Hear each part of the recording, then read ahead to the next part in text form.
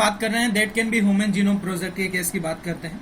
अगर human genome project है, ये एक बायोकेमिस्ट्री का एक टॉपिक है और एक मॉलिक्यूलर बायोलॉजी, जब नीट की तैयारी करते हैं, एक 12th क्लास का एक टॉपिक चैप्टर है मॉलिक्यूलर बायोलॉजी बायो का, उसका जो टॉपिक है ह्यूमन जीनोम प्रोजेक्ट।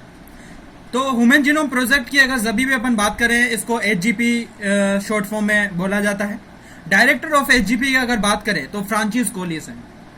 HGP की अगर जब भी बात करते हैं, ये एक इंटरनेशनल कोलैबोरेटिव रिसर्च प्रोग्राम है जिसका कंप्लीट एम ये है कि कोई भी किसी भी तरह का मैपिंग और अंडरस्टैंडिंग करना सभी तरह की जो जीन्स है ह्यूमन बीइंग की।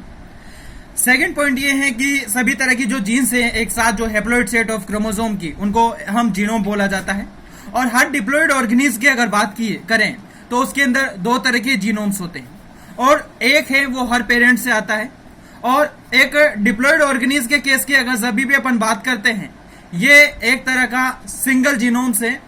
और एक HGP का अगर बात करें, HGP एक मेगा प्रोजेक्ट है जो स्टार्टेड होता है एक 1990 के अंदर स्टार्टेड हुआ है by US department of analogy की, और एक NIH National Institute of homeopathy health है, उसने स्टार्टेड किया है। सून की अगर बात की जाए, बाद में जो वेलकम ट्रस्ट है एक UK जिसने ये एक मेजर पार्टनर है ज्वाइन किया है, जैसे कुछ एडिशनल कंट्रीज है जैसे जापान हुई, चाइना हुई, फ्रांस हुई, जर्मनी हुई, ये सारी की सारी कंट्रीज के अंदर इंक्लूड है। HGP की अगर जब भी अपन बात करते हैं ह्यूमन जीनोम प्रोजेक्ट, ये ह्यूमन जीनोम प्रोजेक्ट है, इसके 4 तरह के डेटे हैं, एक 1990, एक 2003, एक 2005 और एक 2006। 1990 की अगर बात करें तो उसके अंदर ये लीड हुआ था। 2003 के केस की अगर बात करें तो ये फॉर्मली अनाउंस हुआ था 12 फरवरी 2003 को। 2005 की अगर बात की जाए तो इसका जो शेड्यूल है वो कंप्लीटेड हुआ था। 2006 की बात करें तो ये पूरी तरह से कंप्लीटेड हुआ था 2006 के अंदर, और क्रोमोसोम 1 है उसका जो सीक्वेंस है वो आ गया था 2006 के अंदर। HGP है, इसको एक मेगा प्रोजेक्ट बोला जाता है क्योंकि इसके पीछे जो फॉलोइंग, सबसे पहले ये है कि इसकी जो कॉस्ट है वो हज कॉस्ट है, $9 बिलियन है। और अगर अपन बात करें 1 बिलियन के बेस पेयर की अगर बात करें तो USA के अंदर $3 है स्पेंड करता है। एक ह्यूमन जीनोम्स की अगर जब भी अपन बात करते हैं, ये कंसिस्ट करता है high number of base pair, और ये जो बेस पेयर कंटेन करता है हमारा ह्यूमन जीनोम, वो 3 × 10⁹ बेस पेयर इतना जीनोम कंटेन करता है, और उनको आइडेंटिफाई कर पाता है और उनके सीक्वेंस को ये कर पाता है। नेक्स्ट पॉइंट ये है कि ये एक स्किल और लेबर ओरिएंटेड होता है, और ये एक कॉन्स्ट्रीब्यूशन होता है कोई भी किसी भी तरह का बायोफॉर्मेटिक्स के केस की बात की जाए, और ये डेवलप होता है उस पीरियड्स के अंदर। The use of high speed computerization devices के बेसिस पे बेस है। इसके अंदर कोई भी किसी भी तरह के जो डाटा है वो जो स्टोर होता है वो कंप्यूटर के बेस पे स्टोर होता है, और ये एक कंप्यूटर के बेस पे होता है, और ये बहुत ज्यादा कॉस्ट है इसकी, इसलिए ये जनरली नॉर्मल केस के अंदर अपन नहीं करवा पाते। अब बात करेंगे कि गोल्स क्या है HGP के। तो सबसे पहले जो HGP के गोल्स के केस की बात करते हैं, सबसे पहले गोल्स है कि ये सभी तरह की जो अप्रोक्सीमेटली जो जीन्स हैं उनको आइडेंटिफाई करता है। जो ह्यूमन बीइंग है उनके अंदर जो 20,000 से 25,000 तरह की जो जीन्स रहती है हमारे DNA के अंदर।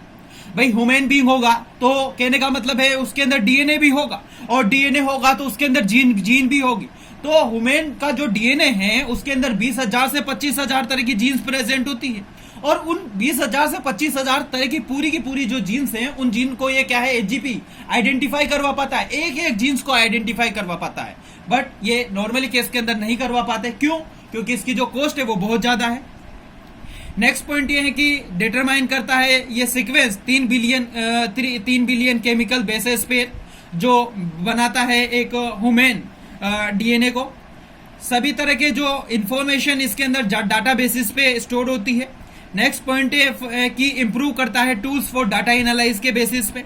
ट्रांसपोर्ट होता है ये रिलेटेड टेक्नोलॉजी और other sector such as industries के केस की बात करते हैं।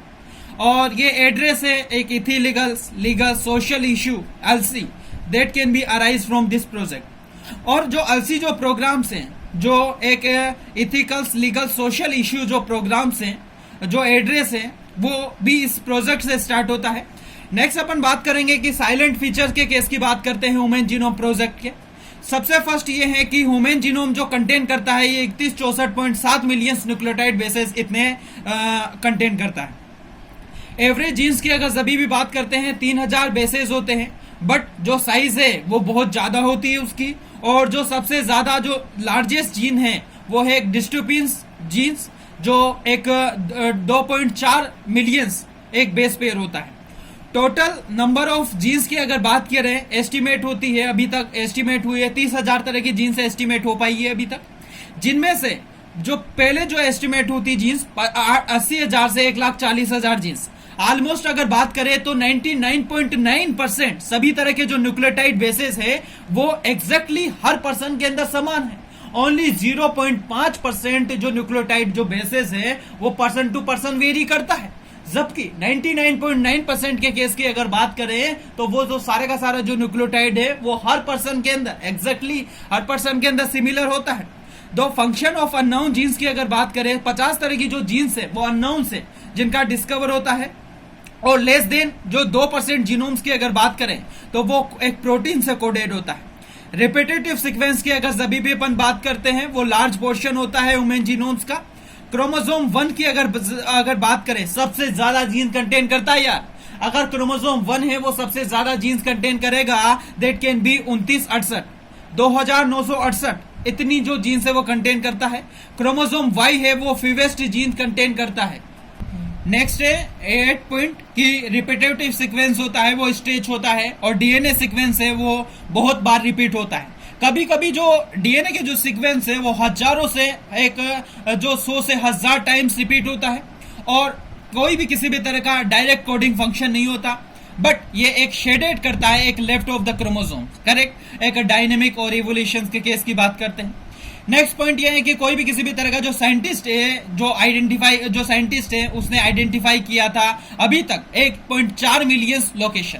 अभी तक जो साइंटिस्ट हैं वो ह्यूमन जीनोम प्रोजेक्ट के अंदर 1.4 मिलियन लोकेशन ही आइडेंटिफाई कर पाए, जबकि जो सिंगल बेस पेयर है वो डिफरेंट होता है, that can B SNPs single nucleotide polymorphism. जो प्रोनाउंस है एक SNPs स्निट्स और अकर होता है ह्यूमन बीइंग के अंदर। जो ये इंफॉर्मेशन है ये प्रोमिस करता है एक रिवोल्यूशंस और एक process of the finding of the chromosome locations, एक disease association sequence of the tracing of human history. और जो ये SNPs है इस जो टेक्निक से कोई भी किसी भी तरह की जो डिजीज है वो पूरा का पूरा आइडेंटिफाई कर पाते हैं। अब नेक्स्ट पॉइंट अपन बात करते हैं मेथोडोलॉजी। अब मेथोडोलॉजी की अगर बात करते हैं तो इसके अंदर सबसे फर्स्ट पॉइंट है कि दो तरह के अप्रोच होते हैं जो जीनोम्स को एक एनालाइज करने के लिए। तो जो जीनोम्स है ये जीनोम्स है क्या स्टडी, अगर जीनोम्स की स्टडी की अगर बात करें तो जीनोम्स की स्टडी को एक जीनोमिक बोला जाता है, और फादर ऑफ जीनोमिक की अगर बात की जाए थॉमस रोड्रिग्यूज है, करेक्ट। जबकि जो शब्द है जो एक जीनोमिक ये एक विनिम्स ने दिया था, एक विनोमिक्स ने दिया था। सेकंड पॉइंट है कि जो सभी तरह के जो आइडेंटिफाई करता है सभी तरह की जो जीन्स जो एक्सप्रेस करती है एक आरएनए मतलब जो रिफर्स करती है एक एक्सप्रेस सीक्वेंसिंग टेक और एक ESTS sequencing of a whole genome. सभी तरह के जो जीनोम्स है जो कोडिंग और नॉन कोडिंग रीजन वाले हैं उनको एक सीक्वेंस आइडेंटिफाई कर पाता है, और बाद में एक असाइनिंग होता है डिफरेंट तरह के रीजंस और एक फंक्शन जिनको रिफरेंस करता है एक सीक्वेंस अनाउंसिंग। HGP की अगर जब भी बात करते हैं जो सेकंड मैथोडोलॉजी है वो इसके अंदर क्या क्या स्टेप इन्वॉल्व होते हैं। सबसे फर्स्ट ये है कि जो सभी तरह के जो वोल डीएनए है सेल के वो आइसोलेटेड होते हैं और ब्रोकन होते हैं, एक रेंडमली फ्रेगमेंट्स के अंदर टूट जाते हैं। सेकंड पॉइंट ये है कि ये एक इंसर्टेड होते हैं एक स्पेशलाइज्ड वेक्टर के अंदर, like BSC bacterial artificial chromosome, YST yeast artificial chromosome हुआ। द क्रोमोसोम अगर फ्रेगमेंट की अगर बात की जाए ये सुटेबल होस्ट होता है जैसे बैक्टीरिया है और ईस्ट है। PCR है पॉलीमराइज चेन रिएक्शंस हैं वो भी यूज होती है इस क्लोनिंग के अंदर, और एक बहुत सारी तरह की कॉपीज और DNA फ्रेगमेंट्स का फॉर्मेशन कर देती है। फोर्थ पॉइंट ये है कि जो फ्रेगमेंट्स है वो सीक्वेंस होता है और एक अनाउंटेड होता है DNA सीक्वेंस। अनाउंटेड का मतलब ये है कि जो सटीक DNA के जो सीक्वेंस है उनका जो सीक्वेंस है वो ये कर पाता है। जैसे कोई भी किसी भी तरह के शूट ऑफ की बात की जाए, कोई भी किसी भी तरह की जो शाखा है, जो एक मैथोडोलॉजी डेवलपमेंट करवाने की, वो करवा देता है बाय डबल नोवल एक लोरेट्स और एक फ्रेडरिक सागर ने। नेक्स्ट पॉइंट ये है कि जो सीक्वेंस हैं ये अरेंज होते हैं एक सम ओवरलैपिंग रीजन्स पे अरेंज होते हैं। ये एक नेसेसिटेड होता है, आवश्यक होती हैं इनकी एक जनरेशन के लिए, और ओवरलैपिंग के लिए ये फ्रेगमेंट फॉर सीक्वेंस की अगर बात की जाए। नेक्स्ट पॉइंट ये है कि जो कंप्यूटर बेस्ड प्रोग्राम्स हैं जो भी यूज होता है aligns to the sequence, aligns का मतलब एक सीधी जो सीक्वेंस है उसको भी करवाने के लिए एक कंप्यूटर बेस्ड प्रोग्राम भी ये है।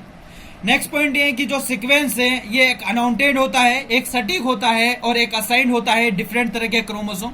सभी तरह के जो ह्यूमन क्रोमोसोम है वो सीक्वेंस होते हैं एक इस दिस मेथड से, एक ह्यूमन जीनोम प्रोजेक्ट से। Thank you.